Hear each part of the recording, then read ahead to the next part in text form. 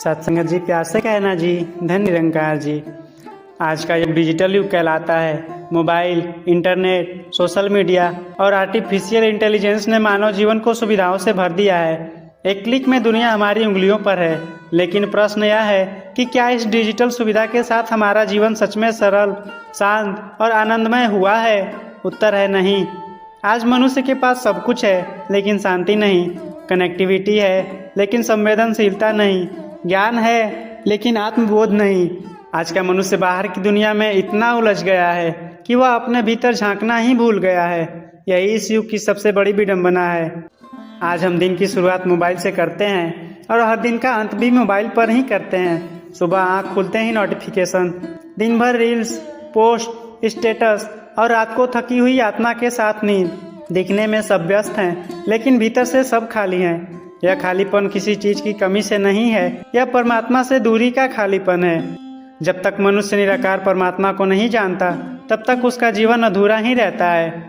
इंसान आज तेज हो गया है लेकिन संवेदनशील नहीं। आज हम सीन तो कर लेते हैं लेकिन फील नहीं कर पाते। माँ बाप के साथ बैठकर बात करने का समय नहीं, बच्चे मोबाइल में व्यस्त, रिश्ते औपचारिक, प्रेम स्वार्थ से भरा। डिजिटल युग ने हमें मशीन जैसा बना दिया है। कार्य तो हो रहा है लेकिन करुणा नहीं है। मानवता तभी जीवित रहती है जब आत्मा जागृत होती है। आज का मनुष्य पूछता है, मैं क्यों बेचैन हूँ? मेरे पास सब है फिर भी शांति क्यों नहीं? क्योंकि आत्मा को जो चाहिए वह ना पैसा दे सकता है, ना तकनीक, ना सोशल मीडिया। आत्मा को चाहिए परमात्मा का अनुभव। सदगुरु का संदेश है, आत्मा का पोषण केवल निरंकार से जुड़कर ही संभव है। आज लोग आध्यात्मिकता को भी ट्रेंड बना चुके हैं। कोट्स, मोटिवेशनल वीडियो, दिखावटी ध्यान। लेकिन सच्ची आध्यात्मिकता दिखावे में नहीं, अनुभव में है। सच्ची आध्यात्मिकता है अहंकार का त्याग, सेवा भाव, समर्पण और निरंकार का ज्ञान। राहुल नाम का एक लड़का एक IT कंपनी में काम करता था। अच्छी सैलरी, अच्छा घर, सोशल मीडिया पर एक्टिव, लेकिन भीतर से परेशान, चिड़चिड़ा और अकेला। रात को नींद नहीं आती थी, हर समय चिंता, तुलना और तनाव। एक दिन उसने एक निरंकारी सत्संग सुना। पहली बार किसी ने उससे कहा, तू जो खोज रहा है वह बाहर नहीं तेरे भीतर है। धीरे धीरे राहुल ने मोबाइल से दूरी, सेवा से जुड़ाव, सुमिरन की आदत अपनाई। आज वही राहुल कहता है, डिजिटल दुनिया में रहते हुए भी मैं परमात्मा से जुड़ा हुआ महसूस करता हूँ। यही है वास्तविक परिवर्तन। हमारा मिशन यह नहीं सिखाता कि दुनिया छोड़ दो, बल्कि यह सिखाता है कि दुनिया में रहते हुए परमात्मा से जुड़ो। हर दिन आत्ममनन, सेवा को जीवन का हिस्सा बनाना, अहंकार को पहचानना, निरंकार को हर जगह देखना। आज लोग मानसिक तनाव के लिए थेरेपी ढूंढते हैं, लेकिन सेवा सबसे बड़ी आध्यात्मिक थेरेपी है। सेवा से अहंकार टूटता है, करुणा बढ़ती है, आत्मा हल्की होती है और सेवा भावना आज के युग की सबसे बड़ी आवश्यकता है। आज का मनुष्य जी नहीं रहा, केवल रिएक्ट कर रहा है। नोटिफिकेशन आया, मन विचलित, किसी की पोस्ट देखी, तुलना, किसी की सफलता देखी, ईर्ष्या, किसी की राय अलग हुई, क्रोध। यह जीवन नहीं है, मानसिक गुलामी है। मनुष्य तब तक स्वतंत्र नहीं होता जब तक वह अपने मन का स्वामी नहीं बनता। सोशल मीडिया ने हमें फॉलोअर्स तो दिए लेकिन साथ चलने वाले लोग नहीं। आज दुख में भी तस्वीर मुस्कुराती हुई, आंसू भी फिल्टर के पीछे, दर्द भी कैप्शन में सजा हुआ है। यह एक नकली संसार है जहाँ सब कुछ दिखता है लेकिन महसूस कुछ नहीं होता।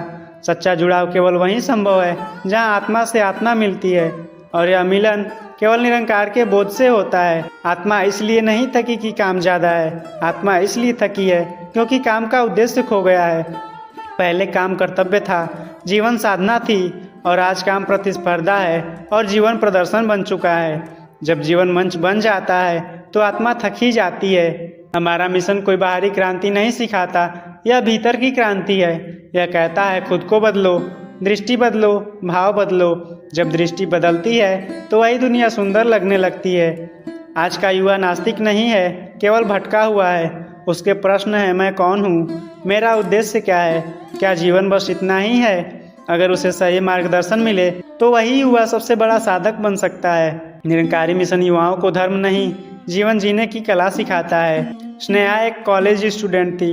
दिन भर इंस्टाग्राम, रात भर चिंता, खुद को दूसरों से कम आंकना, शरीर को लेकर असंतोष, मन में अकेलापन। एक दिन उसने एक वाक्य सुना, तू जैसा है वैसा ही परमात्मा की रचना है। यह वाक्य उसके लिए दर्पण बन गया।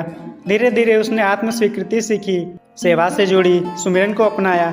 आज नेहा कहती है, मैं अब खुद से लड़ती नहीं, खुद को समझती हूँ। यही है आध्यात्मिक उपचार। आज शांति बाहर नहीं मिलेगी, क्योंकि बाहर शोर ही शोर है। शांति मिलेगी एकांत में, सुमिरन में, आत्मा के संवाद में। सुमिरन कोई मंत्र नहीं, यह स्मरण है कि परमात्मा हर समय हमारे साथ है। आज परिवार साथ रहता है, लेकिन एक दूसरे के भीतर नहीं रहता। सब एक कमरे में, लेकिन सब अलग अलग दुनिया में। इसीलिए निरंकारी मिशन कहता है, सुनना, समझना, स्वीकार करना। जब घर में निरंकार बसता है तो घर मंदिर बन जाता है। आज दुनिया को उपदेश नहीं, उदाहरण चाहिए। सेवा वह भाषा है जिसे हर दिल समझता है। निरंकारी विचार तकनीक का विरोध नहीं करता, यह संतुलन सिखाता है। मोबाइल हाथ में हो लेकिन मन में नहीं, सोशल मीडिया पर रहो लेकिन आत्मा से दूर नहीं। अगर आज हमने आत्मा को नहीं जगाया तो आने वाली पीढ़ी के पास साधन तो होंगे, लेकिन संस्कार नहीं।